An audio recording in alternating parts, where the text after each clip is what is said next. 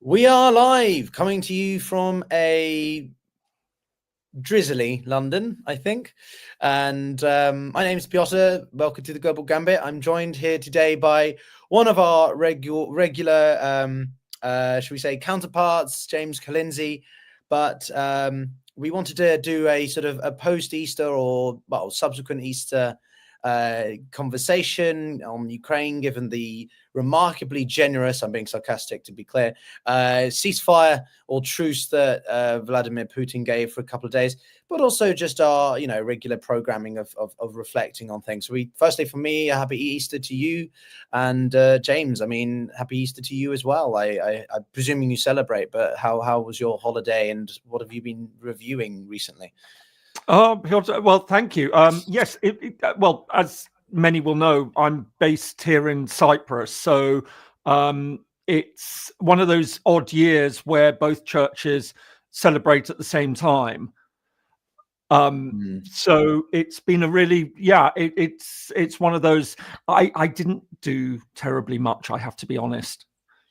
No, Yeah, I know, and I should say for anyone who doesn't know, and in the Orthodox, for a lot of Catholic countries as well, and Protestant, being British and by background Church of England, but it's very much the big thing here. So Easter is the big celebration for many Orthodox countries. Christmas is obviously up there, and there's, I think, becoming a little bit more, but yeah, Easter is something quite special for anyone who hasn't done, an Orthodox Easter. Yeah, no, I recall we had a really interesting conversation with you back in June of last year, when it was the 50th anniversary of the developments around the Turkish invasion of Cyprus. And, it's always fascinating to understand the history of sort of Cyprus, Greece, Turkey.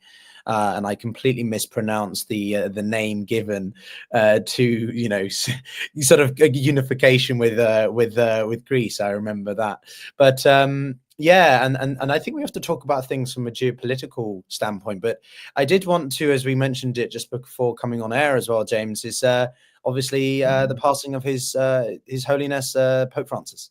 I think geo-religious elements, if that's the right term to use, is not something that we maybe consider, but it certainly is a role in say parts of Africa, and how South Sudan and Sudan split, for example. That was largely along religious lines, and I think that his passing is going to have a huge impact on political developments. Just as a side story for a second, and then I'm very curious for what you think, James, is I was just looking on Twitter this morning, obviously with the news, and I find it very disturbing that particularly MAGA supporters are so so in love with Trump's interpretation, or that camp's interpretation of conservatism, that you literally have MAGA supporters calling Pope Francis a communist.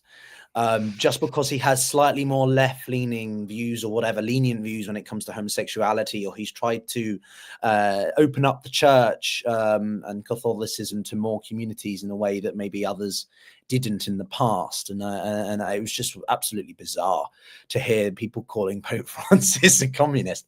So that's one of my takeaways for today is that. But I don't know, what did you think? It's been really interesting because, of course, I don't really want to make light of it, but no, not at all. The fact that he saw JD Vance a couple of days ago, and already the things going around, that did Vance kill him? I think on a very serious note, this was a huge figure. It was, his election was a major moment for the church in all sorts of ways. It had been dogged by scandal. There was a lot of questions about Pope Benedict and how he had led the church, and this was seen as a very interesting character in all sorts of ways. And I think papal infallibility notwithstanding, I think he was wrong on a number of issues. I think that he was very naive on the war on Ukraine, but I do think that this was somebody whose instincts were probably right on a lot of things, and was genuinely a good man who might, as I say, wasn't going to agree with everything he said. But I think it was very telling that, he was very clear about where the Trump administration was going. And I think it's sort of been quite interesting that a number of religious leaders have spoken out. And I was sort of very aware this morning. I had on my channel a sort of a bit of a to and fro with somebody who commented and was talking about the United States and its policy and how it shouldn't, it wasn't US business to be feeding the poor and, giving people free healthcare and everything like that. And I was thinking, it really is disturbing how many people will wear their supposed religion on their sleeve and have exactly these sorts of views that will be saying that, this is not the United States' business. The United States is one of the wealthiest countries in the world. It actually gives far less in foreign aid as a proportion of its national income than almost any other advanced industrial economy. And yet, this is so much of Trump's attitude to the rest of the world that they're just out to con the United States, and that, no more free rides, shutting USAID. I think nobody, and I will go out on a limb on this one, nobody with any sort of religious sensibility could look at closing that down, and the millions of deaths that's going to cause, the hunger that has come from it. And yes, it was US taxpayers, but these, the US again is one of the wealthiest countries in the world. And yes, it has problems at home, but that doesn't mean that it couldn't actually be providing important aid elsewhere. And as I say, as a proportion of national income, the amount that it was giving through USAID was significantly lower than most other countries. And I find it really, really disturbing when people who will put in their social media bios that they're Christians or whatever and be cheering on this sort of action. I find it really, really distasteful and very, very difficult to deal with. Because, as I say, that it just strikes me as fundamentally unchristian.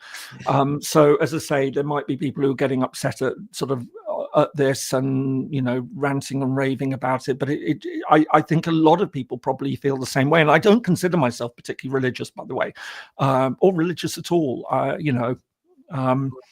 have deep respect for people who are genuinely, have religious faith. For very personal reasons, I discovered this. I have a son with a very serious disability, and I have to say that, some of the people when he was diagnosed who really, really helped at the time were people of devout faith. Interestingly, and for a group that get a lot of bad press, and I'm going to just use this opportunity to say, many Muslim families. I was living in the UK at the time, and my son was at school, and some of the people who really, really reached out and were incredibly, and this is something I feel very, I get almost emotional talking about it, were very, very devout Muslims who, and I've never forgotten that. And so when I hear people sort of talking about Islam as just this religion of violence and things, I think, no, some of the kindest, most compassionate people I met were people who were genuinely devoutly Muslim and really reached out and helped me when I, frankly, as a family, we needed it. So I think sometimes, as I say, I do take a balanced view on religion and people who are genuinely devoutly religious and follow that faith. I think, there's something there. No, I appreciate you sharing quite obviously a personal story there. And I would, gosh, my mind's a whirl of thoughts, to be honest with you. Often is, maybe. Maybe that's why I'm not as good at hosting YouTube videos as you are sometimes. But I think when it comes to religion and secularism, we touched upon this when we first came on, before we came on air, right? I like to believe of a strict divergence or separation between church and state.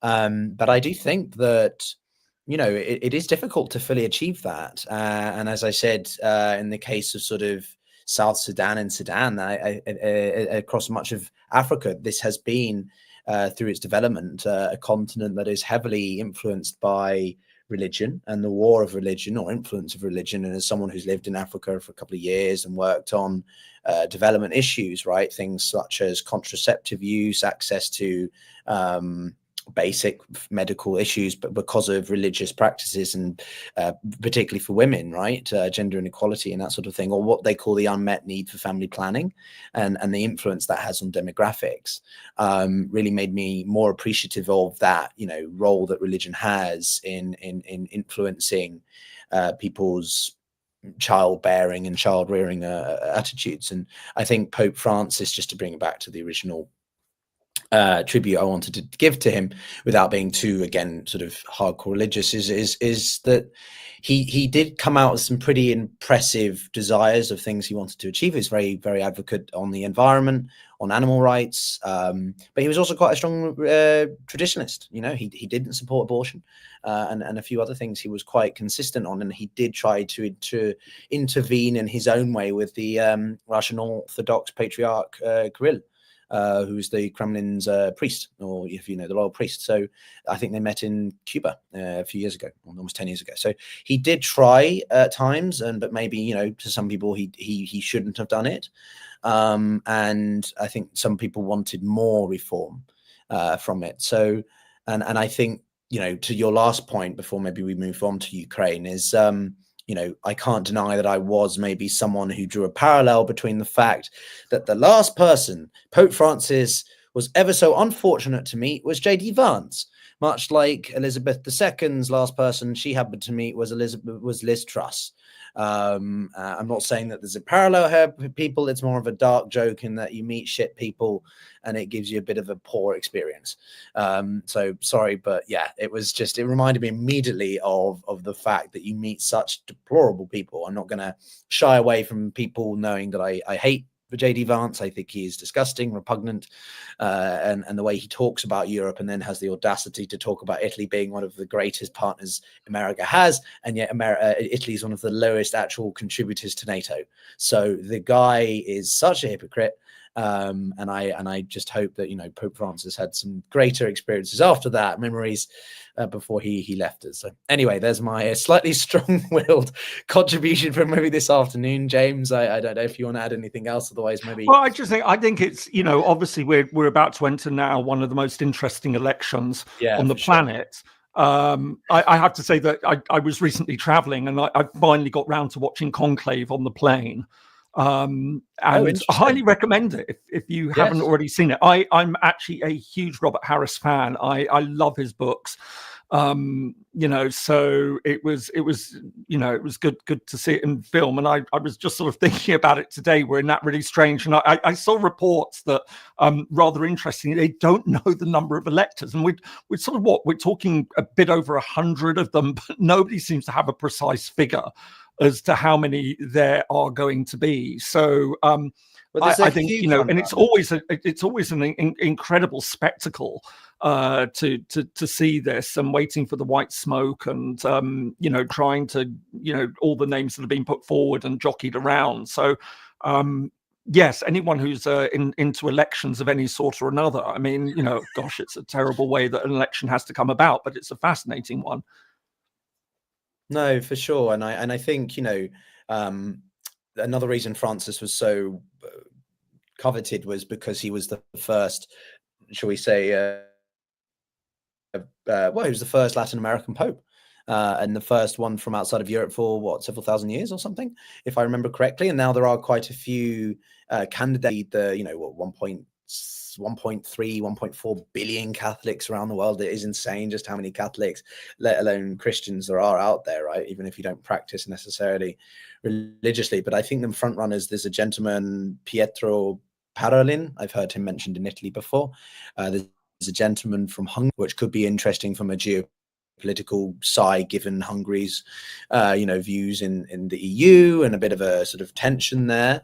I think there's another candidate from Poland. And then there's a gentleman, a black gentleman. Can't remember, Peter Tuxen. He's Ghanaian. Just looking it up here on the internet here. He's also a candidate, although he's quite old as well. Yes, I mean, you know, there's long been talk of having the first sort of there, so it'd be interesting to see. the first African Pope and things. Although I'm sure somebody will jump in there and say there has actually been an African Pope in, you know, whatever, 435 AD. I just made up that number, by the way. I'm not waiting to be connected. But yeah, it's going to be really interesting because, of course, yes, I mean, there was all that talk for a very, very long time that it was considered an Italian job. And then, you know, we had obviously John Paul II and then Benedict and then Francis, you know, so it's, yeah, maybe it's sort of, there will be names that are saying it's back to Italy, but I think a lot of people will say, look, maybe it is time. We've had a Latin American Pope, obviously, in Francis, but yeah, maybe it's time for an African. But anyway, and of course there will be all sorts of debates about, you know, liberal versus conservative wings and stuff like that. So I think we're gonna see a fascinating time in the next few weeks as all the names suddenly start to sort of come out and you know, questions about it and everything. But of course, you know, there will be the papal funeral as well, and all the symbolism that goes with that, and who will attend, and you know, will Trump be there? So it's yeah, Oh God, it's going to be a very, you know, it's always a very interesting time in international politics in one way or another. I mean, I don't want Trump having a state visit in the UK, let alone being invited to the Vatican to view that funeral of the Pope. But apologies also, everyone. I seem to have a slight connection issue, so if my screen's a little bit blurry or slow, yeah, that's I'm aware of it. But I'm James, I'm just looking at the yeah, some of the comments. Somebody said, I think France is Argentinian, but of Italian descent. And I was just a couple of weeks ago with an Argentinian, and we were talking about this, you know, because somebody remarked the old joke is Argentinians who are Italians who speak Spanish but think they're British. And luckily this person took it in very good humor and actually said her late father was a terrible Anglophile. You know, and so actually sort of she laughed and said it actually held up as a stereotype. But in actual fact, there is an inordinately large Italian community. Many Argentinians are of Italian origin, although this strange irony is that, yes, they are Spanish speaking. And let's not also forget, and as I say, somebody who is myself quarter Welsh, that there is actually a large proportion of Argentinians who are of Welsh descent. Yes. I mean, I was in Argentina in January, so I got a fair amount of first-hand experience to appreciate just how many Italians there are down there. And yes, there is quite a strong German and Spanish reflection there. But if you go to Argentina and you mention a lot of British, well, colloquialisms, idioms, just make sure you're not doing that in the Argentinian Falklands War Museum. And you mentioned that you're English and you do it, you know, because that's funded by the Department of Defense.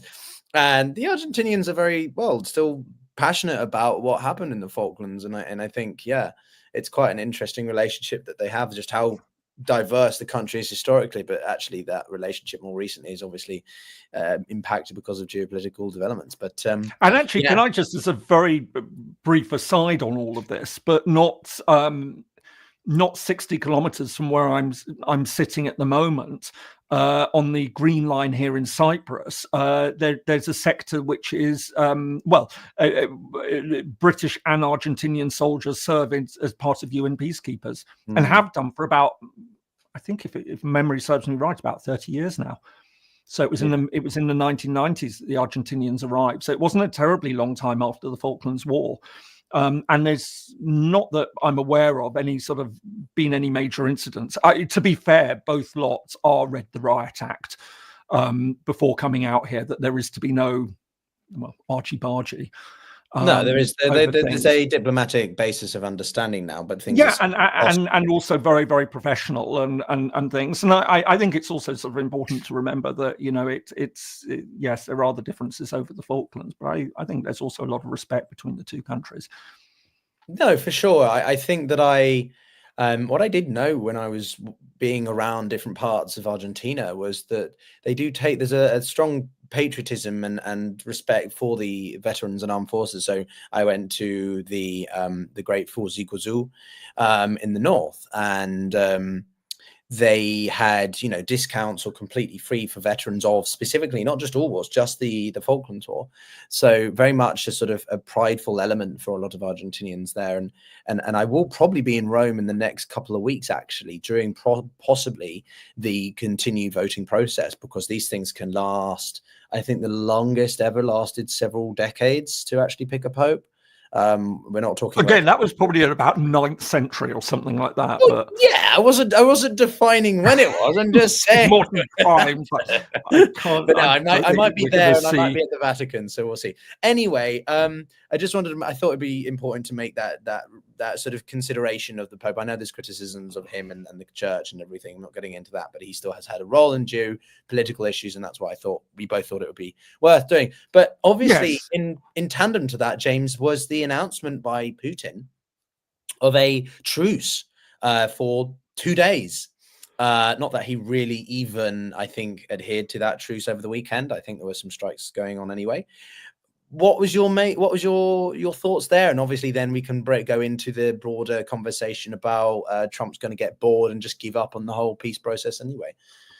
Well, I mean, yes. I mean, it was interesting that we had this announcement, but I don't think anyone treated it particularly seriously. There was, as you pointed out, there were still strikes that were going on against Ukraine, notwithstanding this apparent truce. And, the question was, what was it all about? Was this something that Putin was trying to sort of curry some favor with Trump to say, look, yes, I am doing things and I, reaching out to Ukrainians, but look what they're doing, they're not responding and things. So I think, maybe it's a sort of degree of Western cynicism, but I think it's probably Western cynicism which is based on some sort of reality. But yeah, I mean, it didn't seem to be terribly embedded, and also the fact is it has now come to an end. I mean, that much is clear. So any hopes that it might have been something a little bit more serious. But yeah, again, I mean, it can be all sorts of speculation. I'm sure many people in the comments will be saying, that this is true, Putin being sincere and everything, and Zelensky is the bad guy and trying to, never took it seriously and stuff like that. Well, there was one to tie in with the Francis developments. There was a big screenshot being shared around of I think he's a senior former political advisor or role in the Ukrainian government, and he had put on his personal Telegram channel or something like that a photo of Vance meeting Francis and making the references to the fact that Vance had been the last person. Coincidence. And then all these people basically saying that the guy was saying that JD Vance killed. No, he wasn't saying that. He was just actually reporting the fact that this had happened. But obviously the Russian propaganda or Kremlin propaganda had spun it in such a way. So, it does happen regardless of whether or not there's actual truce in place or not. I mean, anyone who I think, well, my very blunt thoughts are on the channel. People can watch, I think I just ranted for about 8 minutes about what I think about this. But if anyone genuinely thinks that Putin was going to adhere to this and make it a genuine place of authenticity, come on, guys, you clearly don't know who Putin is, what he stands for, what the war and how he approaches it comes from. It was just a propagandist gesture to make himself look as though he's trying to be the quote unquote respectful, whatever, what's the word, more sort of mature party, whilst the Ukrainians just keep attacking innocent Russians, sort of framing, right? But the irony with all of this is obviously to tie it into the bigger development, which is that Trump's getting bored, and he might just, to quote Rubio, we're done. Okay. Oh, you're just done. Oh, okay. Yeah, diplomacy's hard, buddy. So if Trump's going to be done, well, clearly that's because Putin's never had the authentic desire to seek peace, unlike the Ukrainians, which are, well, engaging in talks over a mineral deal. Right? We have a preliminary agreement. That's more than they have with the Russians. So I don't know. Correct me if I'm wrong. If I'm simplifying. No, I mean, I think the Ukraine side, right? I think there was obviously a lot of skepticism about what Trump could pull off. I think the greater. So there's two elements that I think are really important in what we're seeing at the moment. I think the first is there was a deep concern about what Trump wanted to put on the table as a so-called solution, or to get a ceasefire. And as regulars will know, I was deeply, deeply worried that he would just simply say to Russia, yeah, you can have the 4 territories. Crimea is yours.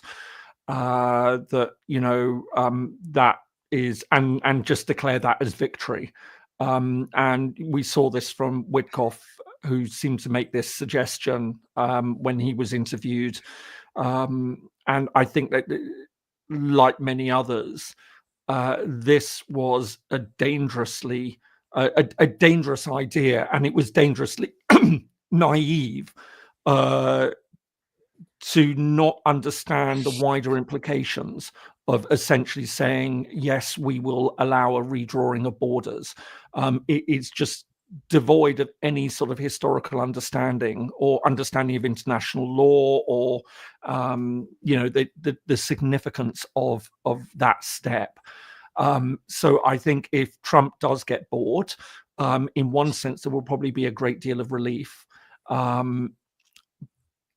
because in fact actually a Trump peace could have opened the door for a lot more war and conflict. And this is a point that I've made on a number of points, a number of occasions, that we have to understand Ukraine as a systemic war. It's not a normal international war. It goes far deeper than that, and the implications of Russia being allowed to keep that territory are huge. But of course, that ties in with the next point, which is, and what happens then if Trump does get bored and walk away? Is this a question that what he will do is then say to Ukraine, right, fine, you're on your own now, no more US weaponry coming?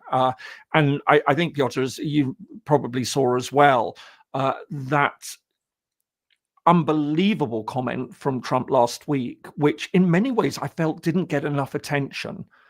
Reiterate when he started ranting, remind viewers which one you're referencing. Yeah, exactly. When he started ranting about Ukraine shouldn't have started a war if it couldn't win it, which was absolutely, I mean, it was almost drowned out in amongst all the other things that were going on. But it was an absolute stunning moment, that it showed, after his whole Zelensky as a dictator and everything like that, to start saying Ukraine wanted to buy missiles and suggesting the US wasn't going to sell it, and Ukraine was stupidly naive for starting this war in the first place.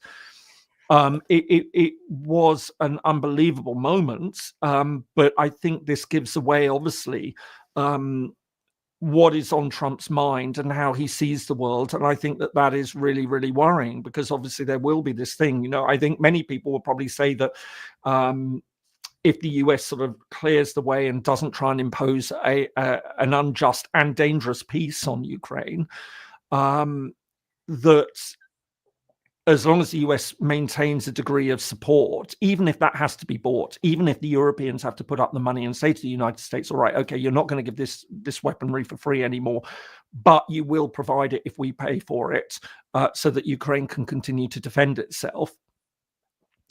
That's one thing. The other thing that Trump has been saying and is sort of saying about how it's time to get a deal, and that this will open the way for Ukraine and Russia to do fantastic business with the United States. Now, the real worry is that if he turns around and says, all right, fine, I'm going to cut off weapons to Ukraine, and at the same time, I'm washing my hands of it, and by the way, I'm going to completely normalize relations with Russia. We're going to reestablish all our diplomatic contacts, and we're going to open up economic relations again. So we're going to drop sanctions against Russia.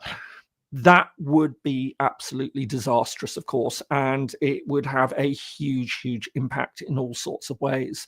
And I know that there's a very big difference of opinion. There'll be a lot of people saying that Russia is doing just fine, even with the sanctions. There's another body of opinion that says that it's actually doing remarkably badly. It's just running on fumes now, and this pressure has got to be kept up. But of course, if that is the case, if the United States suddenly says, right, okay, we're going to just reopen up relations and we're going to open up that trade that will throw Putin a huge lifeline. And that will then raise very, very serious questions about what happens in Ukraine. And it would be an incredibly dangerous moment. I think it's a weird set of developments there, right? And you know, for viewers, when I'm looking down, I'm writing things down. James is saying, so Sinbad, I'm not paying attention to James. I'm writing things that he's saying down, actually. So yeah, I think, and CTE made a good comment, which I thought was, I don't know if he meant it in that way, but he made an interesting comment, which I want to highlight here, which he said, 2-day peace was about the Orthodox Easter and for the Russian soldiers to be able to celebrate it. So it's not really about trying to give Ukraine a bit of respite. Not that I think any of us really reasonably thought that, but it's about trying to show respect and give that morale boost to the Russian side, which I guess is true to an extent. I don't think it's the main motivation there, but it's definitely possibly an extent. And yeah, I mean, to reiterate, I think everything that we mainly know, which is that Trump doesn't care about this. He wants to focus on China. I had a really good chat with Ryan Macbeth a couple of days ago about, you know, the growing, Ryan Macbeth is another YouTuber, for those of you who aren't familiar, very great military analyst. And, you know, we were having a chat about China and Russia and sort of, sorry, China and America and sort of, you know, China's upping the ante in terms of its military development. Its drone industry is pretty capable and a lot cheaper, and is very popular amongst, you know, developing countries, particularly, and again, sub-Saharan Africa. I've seen it in Sudan, the drone usage of China and Ethiopia as well. So, you know, Trump wants to focus on China, and I think that the war in Ukraine is something that he promised to himself and his voter base that he would get resolved. But what I love about this, James, is that even if he doesn't get that deal done, whatever it is, a ceasefire or something, a deliverable, his base will still forgive him. The essence I get from people that I talk to are that they will still support him because at least he tried. Biden was never trying to seek peace.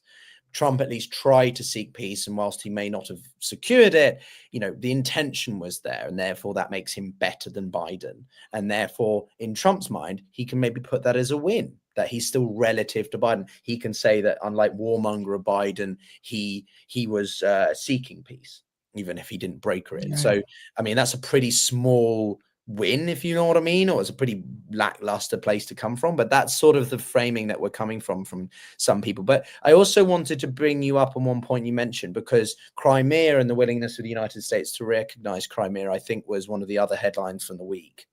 I mean, it was attributed to anonymous sources. So, but, you know, I mean, the wire services, you know, which were reporting this tend to be sort of quite good and reliable in this sense. Yeah. Yeah, but it was not so much about that. It was just that what you said about, so you think that Crimea, I feel, is a sticking point for the Ukrainians more than almost a couple of the Oblast does. Would you agree with that? Or could you see that the Trump administration are more willing to sort of get the couple of, I don't know, Luhansk and Donetsk shifted in their recognition versus Crimea? Or it doesn't matter at this point because Trump's not going to go that far, and then it's a scenario that we don't think is going to play out? I'm curious what you think about that. Well, I mean, look, again, a lot of what we can glean from what the administration is thinking about it comes from this interview with Witkoff and what he said. And I think what was really disturbing is the way that he was saying, well, you know, the people who live there are Russian, and that they had voted in referendums to be part of Russia. And the sort of the natural follow on from that was that so they should be part of Russia. Now, I think there's 2 points that I would make on this, is that if you look around the world, there are remarkably few countries which are homogenous. I mean, we are talking potentially half a dozen. Really, it's that few. And don't ask me. Well, can you? What do you mean by completely homogenous or pretty homogenous? Where you could say that everyone who lives there is part of the same ethnic group, and you probably be talking. Right. Okay. So you're talking ethnicities, not religion. So every country has minorities, essentially. Sure. No, I was just asking, are you talking about it from primarily ethnic or racial? Yeah, no, I mean, whatever. You can say ethno-religious communities, ethno-linguistic, whatever. So the argument that Witkoff was saying, so the first part of what he was breaking down is there is a significant proportion of Ukrainians who speak Russian, but I think a lot of those now identified very, very clearly as Ukrainian, even though they speak Russian. I've met a number of them who say that. Even if there are those who identify as ethnically Russian, the point I'm trying to make is that this is not considered a basis for breaking away from a territory. So I've often spoken about this on the channel, that we use this term self-determination. Remarkably few people know exactly what it means, and it actually has two very, very different meanings.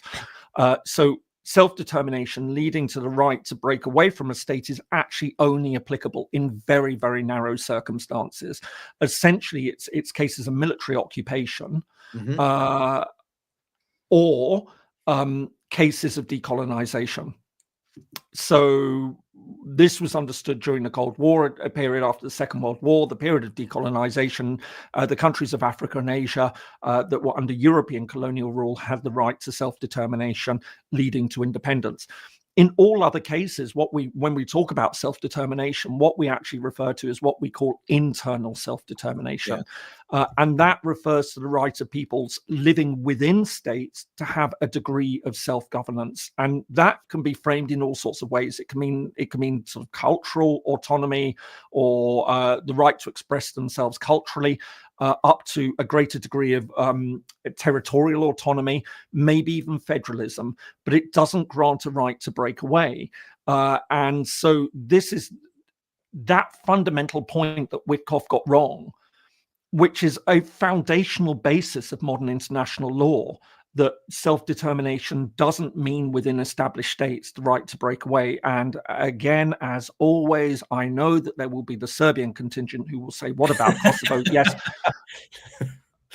No, it's just yes, I've written about Kosovo and I've raised this very point. So before you all start shouting at me about this, I know this, and I've written extensively about this, how Kosovo is a problem, precisely because it goes against those established rules. And I wrote at the time, you can go back and check it, saying that this was going to be a problem for international relations. I wrote that back in 2009, so 16 years ago. So.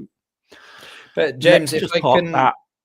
But the point I'm making is that Witkoff showed a lack of understanding of what he was actually saying. If he said that, the Ukraine, those parts of Ukraine that want to be part of Russia because they're inhabited by Russian speakers who voted in referendums that didn't meet any sort of international standard whatsoever. Well, they were administered by the Russian Federation. That's precisely. So they didn't meet any international standards. They weren't legally mandated by the Ukrainian authorities.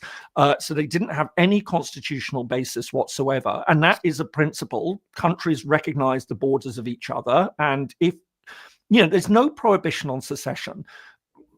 Parts of states can break away. They just have to break away with the permission of what we call the parent state. So you can't just organize a referendum in Catalonia. You can't just organize a referendum in Scotland and say, right, okay, the majority have shown, no, it's got to go through. And this didn't happen in Ukraine. And I think it is really, really worrying the way that he was talking about this, as though these referendums had any sort of legitimacy, and showing a fundamental lack of understanding about how international law works and this principle of secession. So before anyone just wonders, secession is my thing. All right, it's what I do. It is James's thing. I would say it's my thing. So this is, and I, for anyone who's interested, can I just take this moment for, I don't do sort of like a lot of ads on my channel, but hang on, let me bring up some banners here with some ads. I do have a book, an introductory guide, very accessible, short, easy to read, Secession and State Creation, what everyone needs to know. Not my title, by the way, but it's published by Oxford University Press as part of their wonderful What Everyone Needs to Know series. So if you want to know all the ins and outs, how we got to where we did, starting from before the US War of Independence, or the Revolutionary War, as they call it, sort of talking, back to, sort of the development of modern states and everything like that. Please go and check it out. There you go. I'm being nice, right? I'm even promoting. Have you pulled it up? Oh, Piotr, you star. All right. There you go, guys. So secession and why and how we recognize new states is exactly what I do. Yeah, so this is why I was really, really listening to what Witkoff had to say with a lot of interest and a lot of concern, because it really does run up against how we understand international relations. And it is, as I've said time and time again, it's incredibly dangerous. We will be living in a very different world if this starts to take off. And it will be a return to sort of 19th century realpolitik, where countries just say, right, fine, okay, we'll march in and nab bits of territory from neighbors. I've got a few things I'd say to that. So number one, guys, do check out his book. I don't have a book yet. I'm a bit younger, so I don't have that expertise or experience to craft a book yet. But maybe subscribe. I don't know. That's my little plug for me. But yeah, that's James's book. I do recommend you give it a read. I have started reading it myself, actually. But I would say a few things also on what you mentioned aside from that, James, which is that one, look, Witkoff is an idiot. He has no idea where these countries were on a map before he was designated this role. None of this administration care about the significant historical relevancy or interrelationship of these two countries or communities or just whatever groups of people. As you know, I have half of me being from Russia, but my grandmother's side, she is from the Donbass, actually, and the Don Cossacks. So the Don Cossacks were, groups of people who rode on horseback with massive, curved swords and, cut people's heads off in conflicts and things. So it shows you basically the overlappingness, if that's the right word, of the area and how complicated it is. But under international law and modern standards, which most countries, if they're part of the Geneva Convention, have adhered to, is, you don't just annex or forcibly run a referendum without there being an adherence to the constitution of said country it affects, let alone international law itself. And, the irony is that Putin has rejected the idea of a UN presence in any sort of post-war situation, right? So Putin himself has rejected the notion of a non-aligned, non-biased, whatever entity oversight to ensure that the actual self-determination or succession, separatism, whatever, of the communities that live in these four oblasts, or let's focus on Donetsk and Luhansk because they're fully occupied. There is no oversight in that. And you can talk about, if you want to talk about how to your point about how much people align with either Russian or the Ukrainian side, the 1991 referendum in Ukraine gives us a very clear illustration that even then, 85% of Ukrainians still supported remaining part of Ukraine. Only Crimea was the one that was relatively close at about 54%.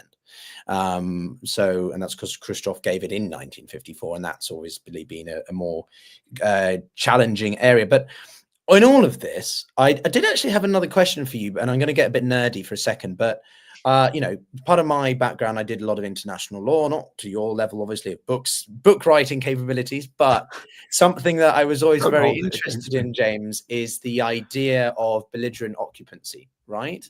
So for those who are interested in the Geneva Conventions, you talk about international armed conflicts or non-international armed conflicts, the two ways that conflicts are largely categorized under international humanitarian law.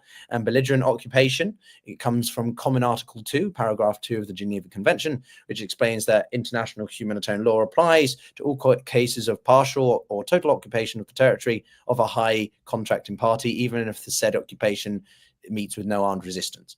So the reason I'm mentioning this is because there have been incidences where a third party has come and occupied said area, and then that area that they've occupied has declared independence. And it's because that third party did actually have an underlying interest in that party to, be like that. So James, I was wondering if you could break that down for us a little bit more. Can you give us some real world examples of that, if you can think of any, and how it applies to what we've been talking about in the case of Eastern Ukraine and Russia? So This sort of touches on a point that I was also going to make about Crimea, and what was really interesting, and the evolution of the Russian position on how it's dealt with territories in Ukraine, is that in 2014, when it annexed Crimea, it did it in a very interesting way.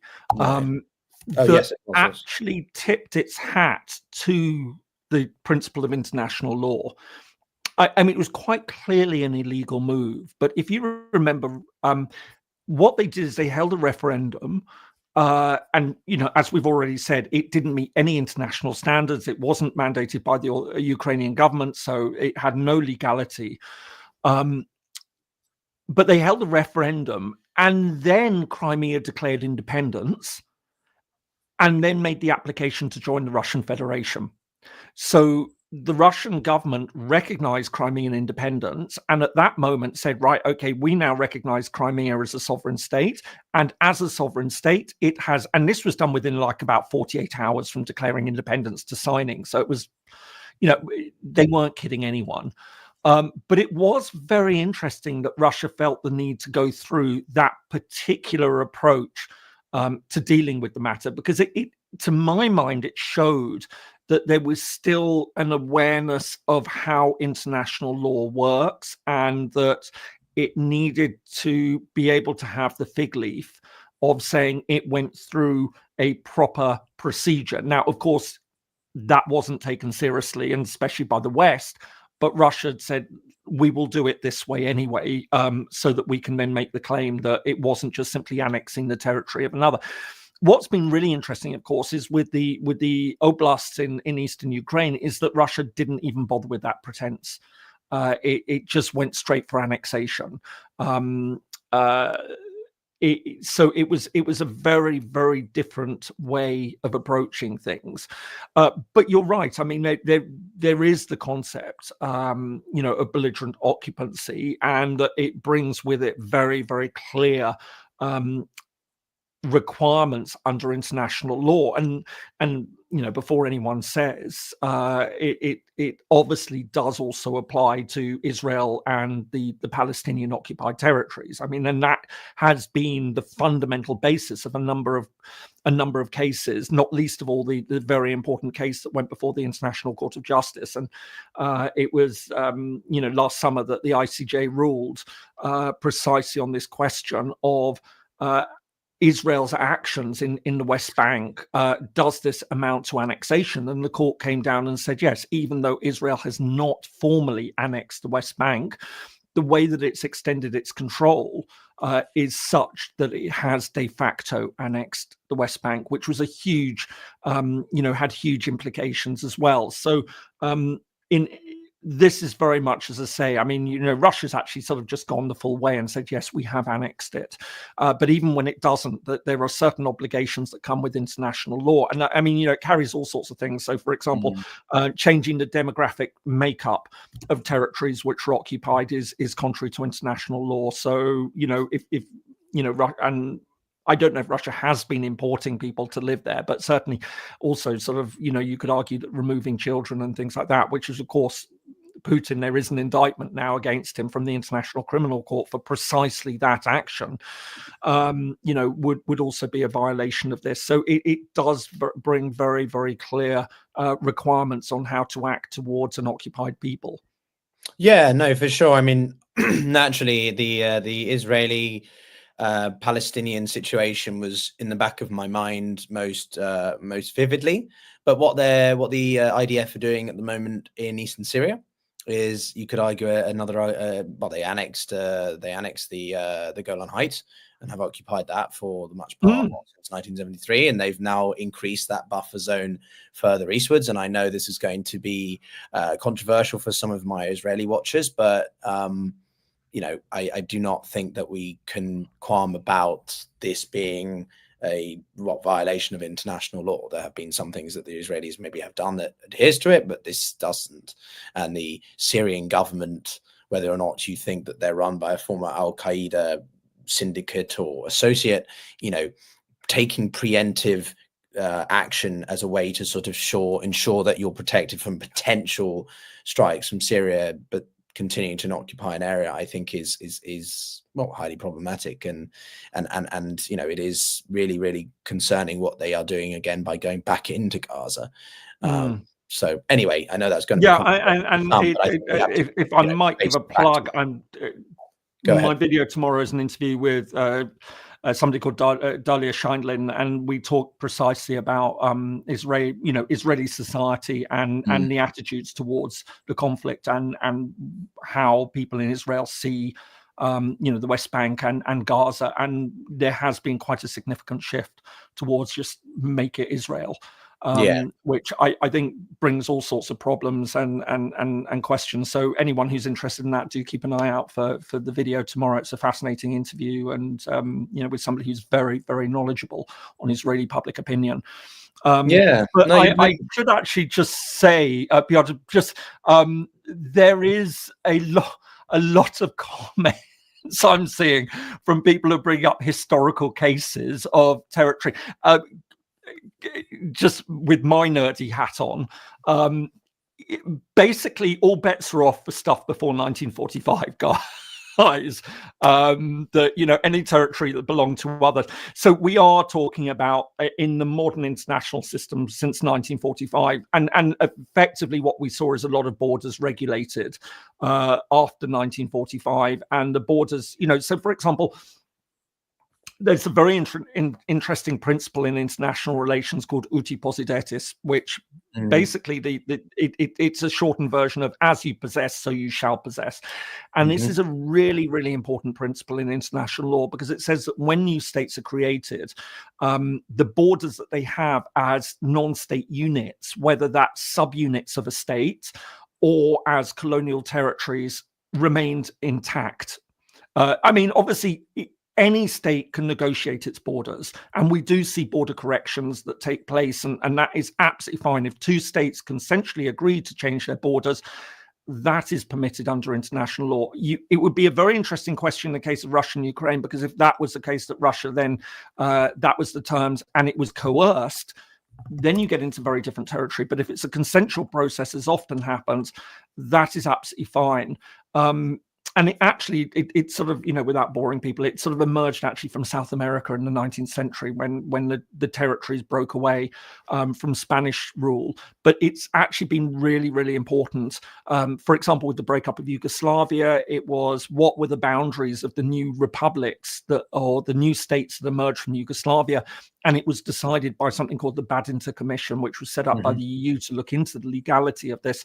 It said the borders of the 6 republics of Yugoslavia will be the borders of, and again, that's why Kosovo was so problematic. Piotr, you saw where that was going. But it's also really important, for example, for the former Soviet Union. And this is where Crimea comes in. So the Russians will say, yes, it was given away to Khrushchev, and given away by Khrushchev. He shouldn't have done it, but he did it. And more to the point, when the Soviet Union broke up and the various republics emerged as sovereign states, it was accepted that the borders that they had within the Soviet Union would be the uncontested borders of those states as they became independent states. Now, that obviously has quite serious implications in several cases. So we can think of Moldova, for example, and Transnistria.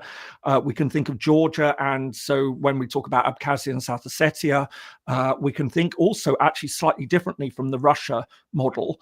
For those other 2 cases is, of course, Armenia and Azerbaijan and Nagorno-Karabakh. And many Armenians will say, but it's unfair. It should have, but Nagorno-Karabakh had autonomy, but it was autonomy within Azerbaijan. That's why the Security Council said that Nagorno-Karabakh was Azerbaijani territory.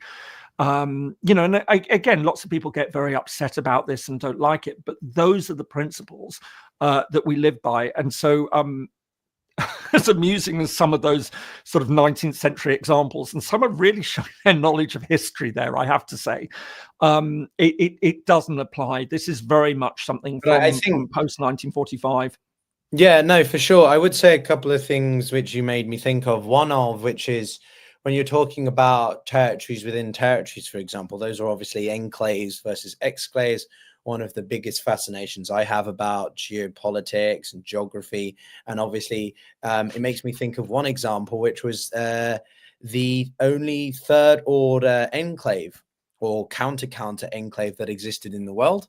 This was in Bangladesh Indian border, and it was the Dahala Karabari, which I know some of my audience. If you saw the map of it, messed up. It's not incredible. Even begin to touch it. A third order enclave. Basically, for people who don't understand what that means, not patronizingly, but like I'll explain what that means. So it's basically well, in this case, it was a piece of India within a piece of Bangladesh, within a piece of India, within Bangladesh.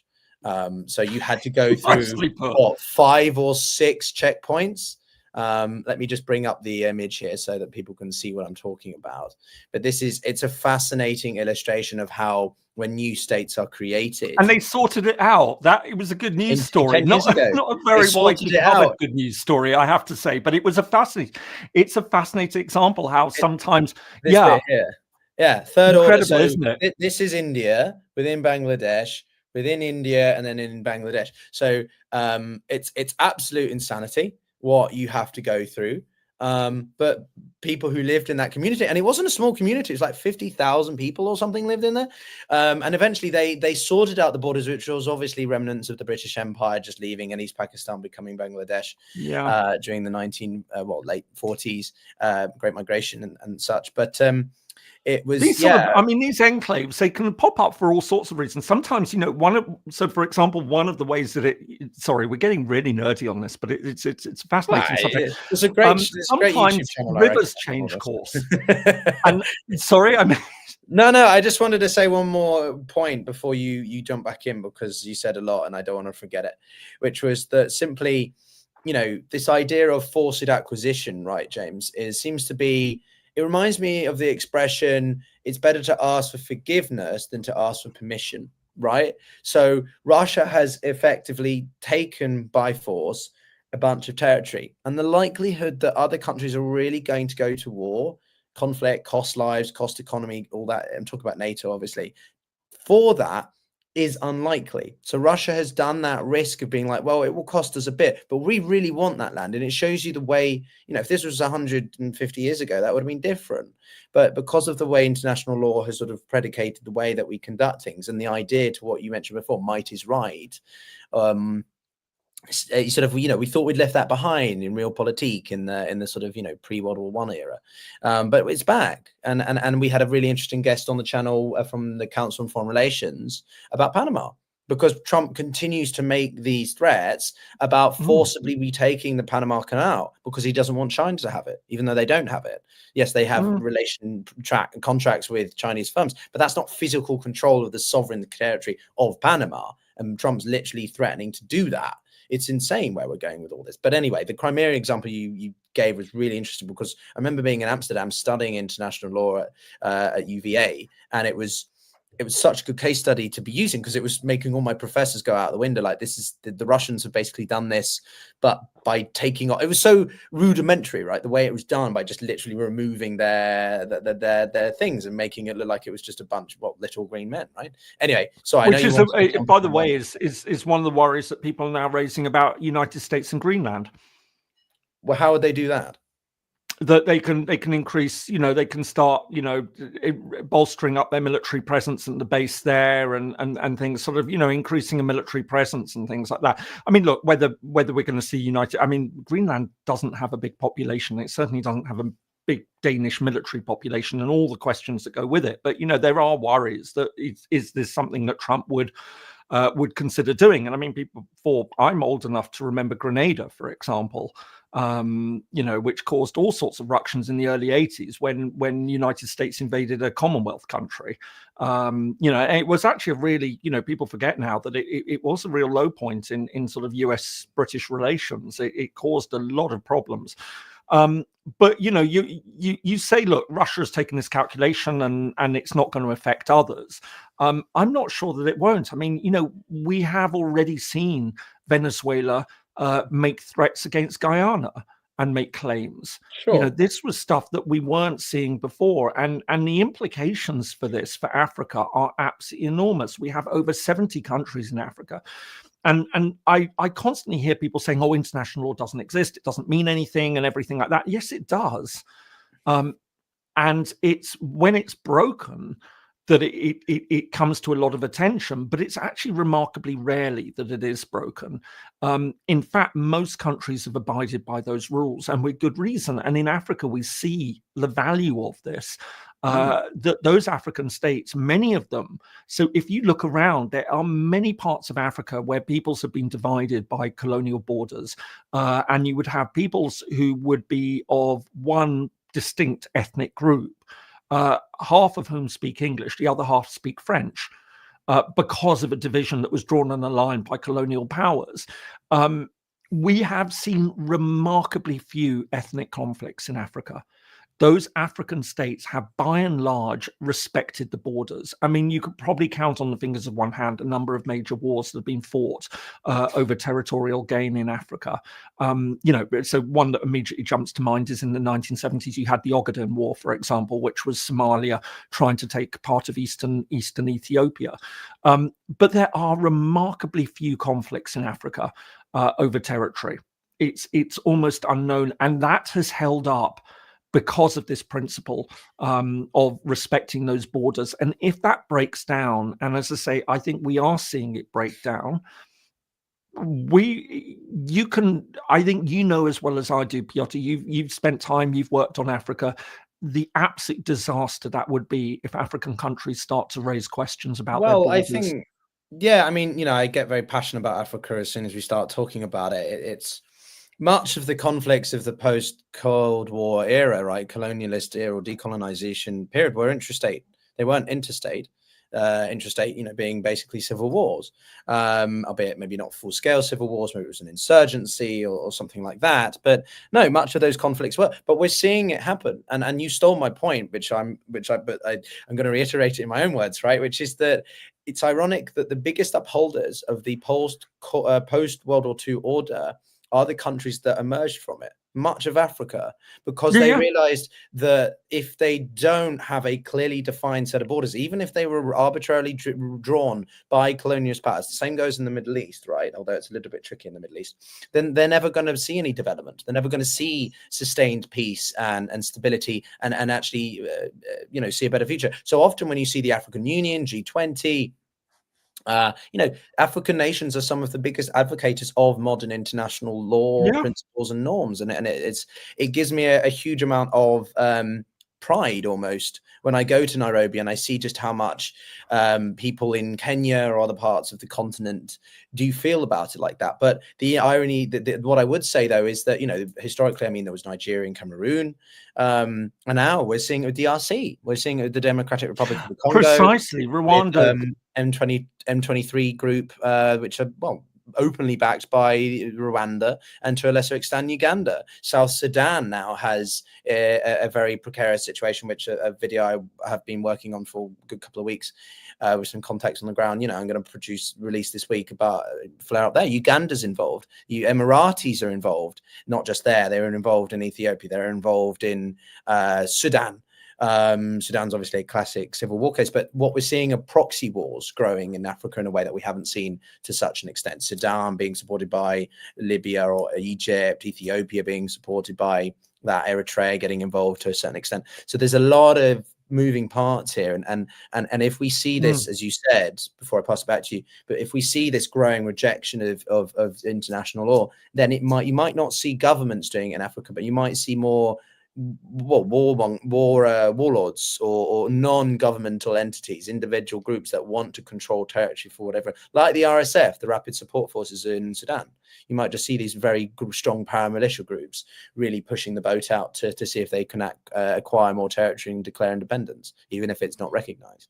Anyway, sorry, I went on a bit, but go on. No. I mean, but it's a really good point. And I mean, again, we are starting to see these problems that are breaking down.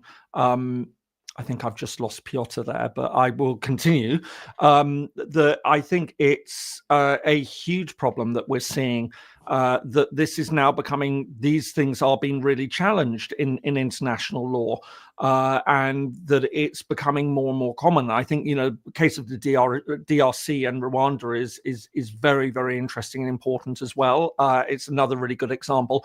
I had to permit me a wry smile when you mentioned about Nairobi, because of course Kenya pulled out of the ICJ compulsory jurisdiction because its maritime borders case with neighboring Somalia, it looked like it was going against it. In fact, actually, the court followed international law, and gave what I think was a very fair judgment in terms of the maritime border or boundary.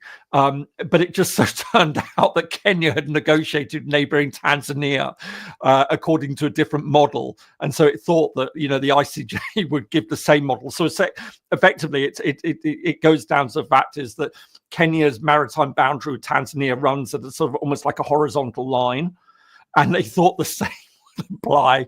I shouldn't laugh about this, but there was a lot of jurisprudence for it, and Kenya realized it was going to go against it, and so it actually pulled out of the ICJ's compulsory jurisdiction as a result. It's a very interesting case for people who are interested in this sort of stuff. No, when I talk about Nairobi, it was more just as an illustration because it's got the UN. No, I know. And in actual fact, I mean, Kenya in many ways, yes, has been, has respected international law and all the rest. And it has a very proud history within Africa. And I think you're absolutely right. It was just a little aside on that very specific incident, that it did actually. And to be fair, there was some very, very, very sensible voices in Kenya, which were saying that, look, this is not the way that we should be handling this. We've always made a reputation of respecting international law, and that, this has gone against us, but this was not the way to handle it by pulling out of the ICJ. No, but to bring it back to sort of the title of what we were talking about, because I think we've covered a lot of, we've been nerding out for a second. I noticed in the comments that people have been having their own debates back and forth. So we're all, I think, having a well-stimulated discussion of our own focuses. But, isn't it time, James, and I say this obviously with a great degree of hopefully not being the case, but isn't it just that we're going to have to accept that more violations of international law are just going to occur because Trump and the US are no longer upholding it, and it's sort of, we just have to accept that this is the new reality and that international law is not going to be as upheld as we'd like it to be? So there's two ways of looking at this. I mean, you can come and just say, well, look, this is the way it's gone and we just have to accept it. We will be living in a considerably more dangerous world. There's no doubt about it. And that has all sorts of knock-on effects. I mean, we have seen the degree to which migration has become a very, very hot political subject in many Western societies. A lot of this is being caused by conflict. So when people sort of think that conflict in far-off places doesn't really mean a lot to them, yes, it does in all sorts of ways. And, I think we need to bear that in mind, that this is another reason why investment in making sure that international law is upheld as much as possible is actually important. I mean, there are all sorts of drivers of migration. I'm very aware of that. There are a lot of economic migrants and things like that. And there is, environmental challenges that are driving migration, climate change and things like that. So, of course, there will be those who will say that climate change does not exist. And so how can, all right, whatever. But these are factors driving migration, and conflict is certainly one of them. So it does actually have much, much more serious knock-on effects, even at a practical political level. But it also means that, we will be living in a much, much more unstable world. And one of the other things which has been brought up from Ukraine is that there will be a lot of countries that will have looked at what happened to Ukraine and said the only way that we are going to be able to secure our borders in future is by developing nuclear weapons. And this is a real worry. that, we've already seen a lot of voices say in Ukraine, we should never have given up our nuclear weapons. And I think, there would be quite a lot of sympathy for that view, if we're to be very honest. And so if we are worried about nuclear proliferation, I think anyone should be, then I think that, this is another factor that we have to bear in mind, that this actually creates a lot of insecurity in other ways. That I think the temptation now for more and more countries to consider developing their own nuclear program is just going to grow, and I think we are already seeing a lot of mutterings in that direction. For a long So time. it's not as simple as people seem to imagine, that we should just live with the insecurity that comes with the breakdown of international law. There's a whole other debate about what we do about it, and that's where people like me get called out as naive. Well, what are you going to do to fix it? Well, there's a whole litany of things that we could and should be doing to fix it. But in the meantime, as I say, just from a practical political point of view, the idea that we should learn to live with this, I don't think it's that simple. Right. I mean, to a couple of points to what you said, when it comes to nuclear, obviously matters. This has been something that's been happening since Trump's first term, really, ever since the fire fury period of early 2017 by the North Koreans. There was a huge amount of discussion in South Korea and Japan, and that has sustained ever really since, about acquiring their own weapons, right?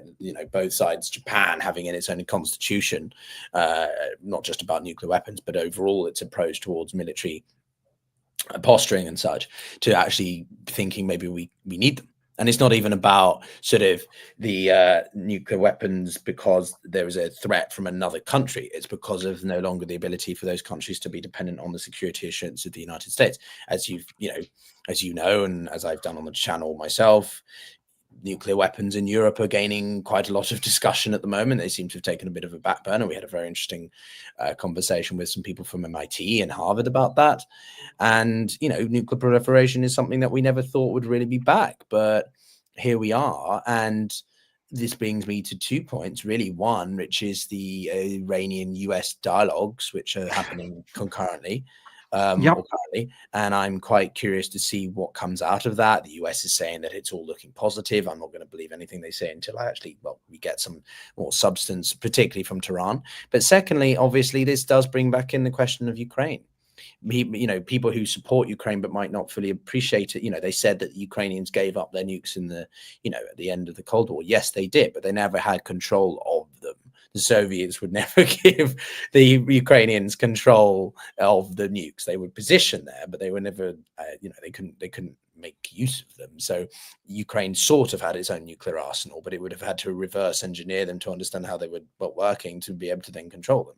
So it's not that simple. And so the debate over whether Ukraine should get its own nuclear weapons, not sure that would go down well within Brussels and other capitals of Europe. But I don't know. What do you think? Well, I mean, look, the question is at the moment, I mean, Ukraine is not going to be developing nuclear weapons overnight or anything like that. And I mean, I think the point is a general point, that more and more countries will be saying, we don't want to be like Ukraine. We have a neighbor that is eyeing up part of our territory. The only way that we can be sure against a stronger neighbor that they don't do this is that if we develop our own nuclear weapons as a deterrent.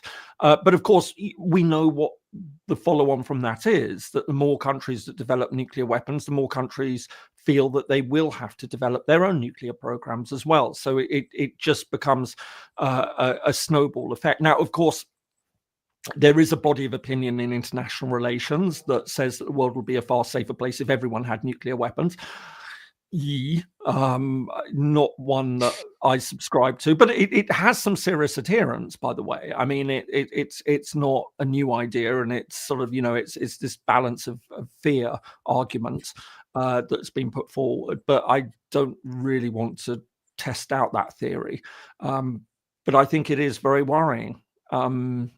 It's so in terms of, as I say, whether Ukraine, I think it's not going to have an immediate effect now. I mean, that horse has bolted, whatever the deal was on Ukrainian weapons, but there is this body of argument that we're hearing that Ukraine shouldn't have given it up, and technicalities notwithstanding on how it would have controlled it. I don't mean technicalities in detailed sense. I mean technical issues of how it would have managed it. But it is something that we have seen that debate.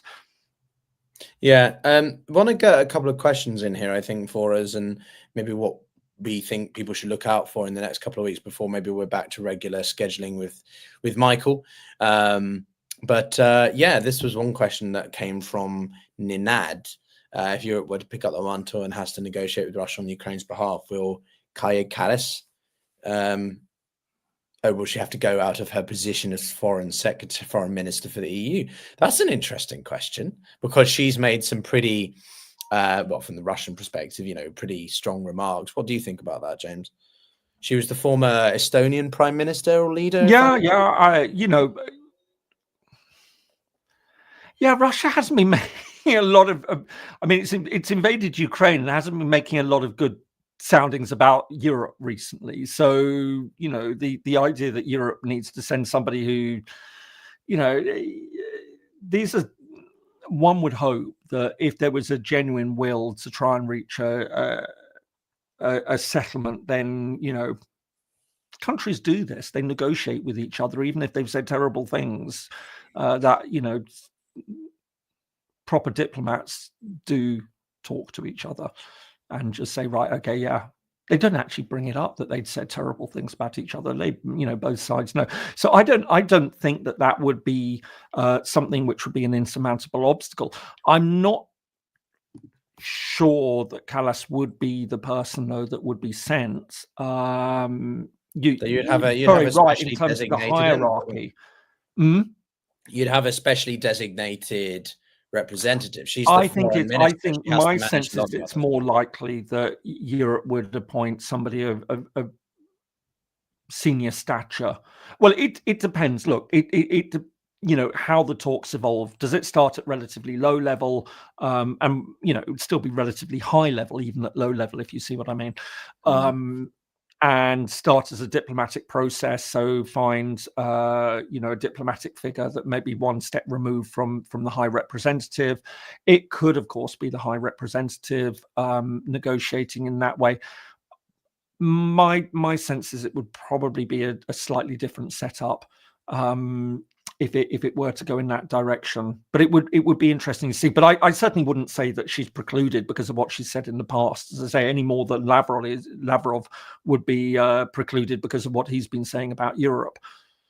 Yeah, I mean, she wouldn't be the Somebody right said Angela Merkel, yeah. Which actually is, funnily enough, is a name that came to my mind. Yeah, well, she does speak no, yeah.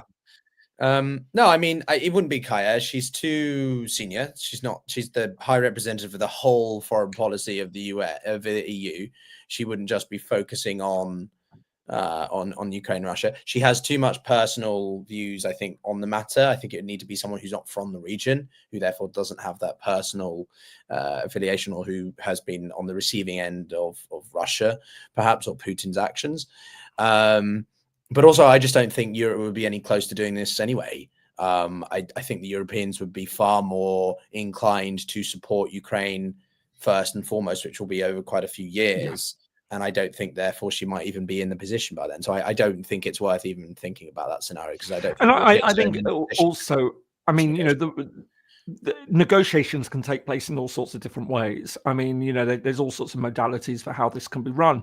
But I would suspect that Europeans would favor a Ukraine-led process rather than Europeans stepping in and negotiating on behalf of Ukraine. What I think they would prefer to see is that Ukraine negotiates. Well, could you have the Ukrainians lead the process, but the Europeans oversight? I don't know if that's such a possibility, but I don't think the Russians would just be fine with the Ukrainians leading it. Would the Russians entertain that? Well, I mean, they're the parties to the conflict. So it could well be the case that, Europe is standing behind Ukraine, but isn't the actual negotiator that goes in to sort of talk to the Russians. It's not beyond the realms of possibility that could be the case. But I think, the aim, even, what we saw with the United States was very much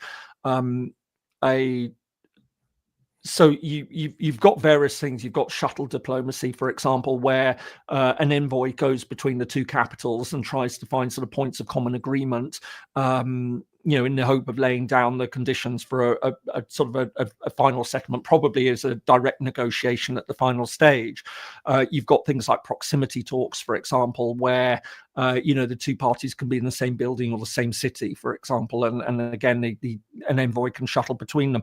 I mean, negotiations can be handled in all sorts of different ways. You can have more active mediation, for example, or more a facilitation role by an outside party, for example, the UN, which would just simply say, listen, we'll organise, we'll get you the room sorted out and lay on the coffee and things, a little bit more than that. But essentially says to the parties, we will help you, but it's up to you to negotiate. Whereas obviously then you have a much more active mediation role.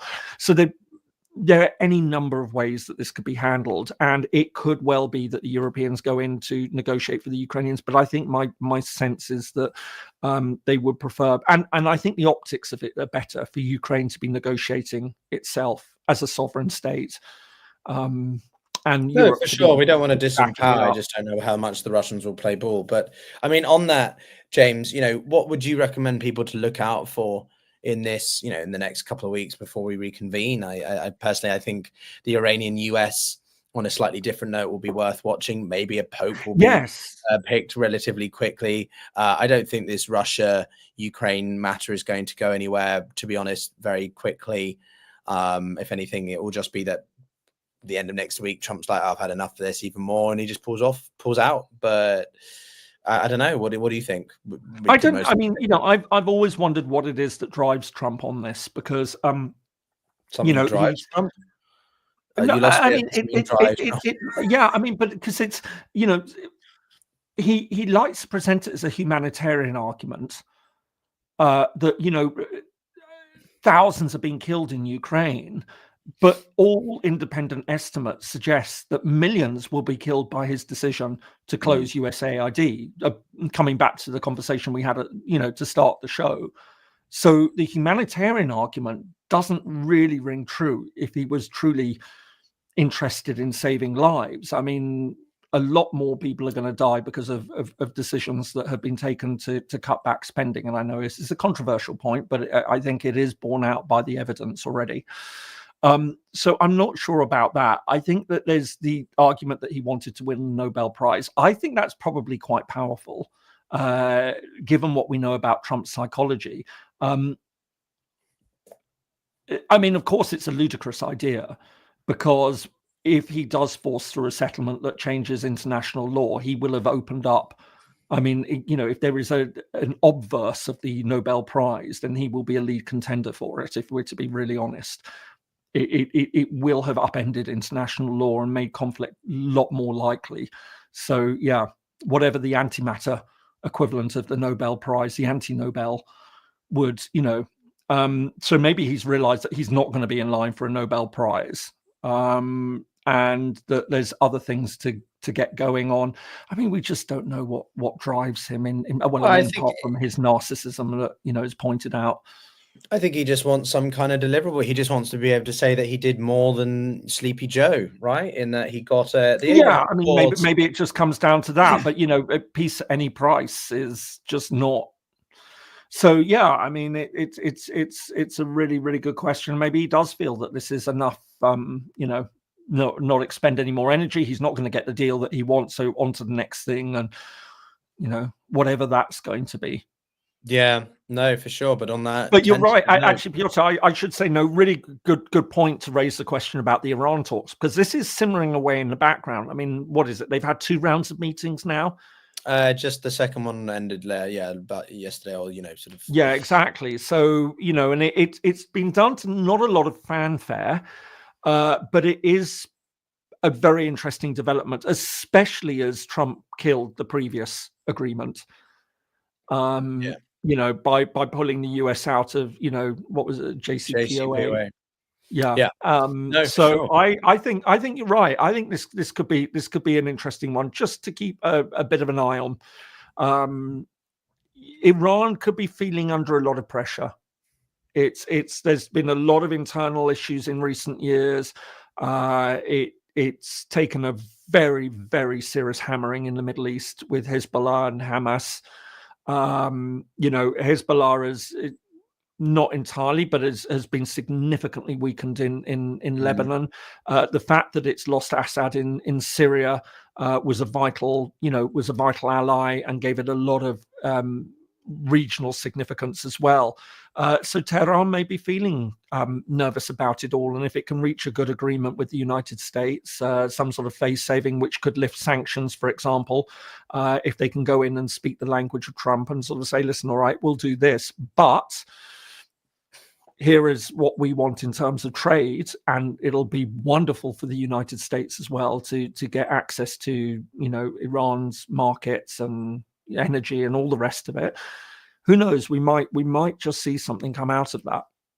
We may well do, and that's, I think, what I'm going to be focusing on from this week. Everyone are those talks. I do note that I just passed 56,000 subs, so thank you very much for those of you who did so during the stream. But yeah, I would definitely watch that. I would watch the talks in Ukraine, Russia. I really don't think much is going to happen there, but I think my focus will be the Middle East more broadly again, because the Israelis are really upping the activities, if you want to sort of try and find an objective word or something, in Gaza at the moment. So there is a renewed sort of tension or flare-ups across the Middle East, but I've got some friends and contacts on the ground who are saying that the situation in Sudan and North Darfur is also incredibly poor from a humanitarian standpoint. So there is a lot. Yes, I mean, Sudan is a conflict that has really, really gone under the radar, and for absolutely, this is widely regarded as the world's most significant humanitarian crisis at the moment. And you're absolutely right. I mean, there's terrible things happening in Ukraine. There's terrible things happening in Gaza. But if people really want to be outraged, and what's happening in Sudan, and as you mentioned, and oh gosh, Piotr, it's terrible. I was planning to do South Sudan as well. It is a big issue, and things are teetering there as well. So Sudan and South Sudan, in their own very, very different ways, are that's definitely a spot to be watching. Well, maybe we can we can make reference to each other's works in our own Sudan videos, South Sudan videos. Who knows? But yeah, it's the situation there is very delicate, and it could be sliding back towards civil war, from what my colleagues on the ground say, especially around the capital as well. But anyway, very wide-ranging conversation. Everyone, thank you very much for watching. If you really enjoyed it, then do support James, support myself by watching some of our videos. James does more and more interviews, which I think he is very good at, and he should do. And I'm doing more and more of my own stuff without interviewing everyone. So we're both sort of balancing out the areas that we used to do more of, sort of thing. So anyway, not that I'm the same level as James, but anyway, take care, everyone. No, really, really good. Always pleasure talking to you. And missed Michael this time, but it was really nice, the two of us talking as well. It's nice to have that time. But yeah, thanks a lot, guys. Take care. Bye-bye.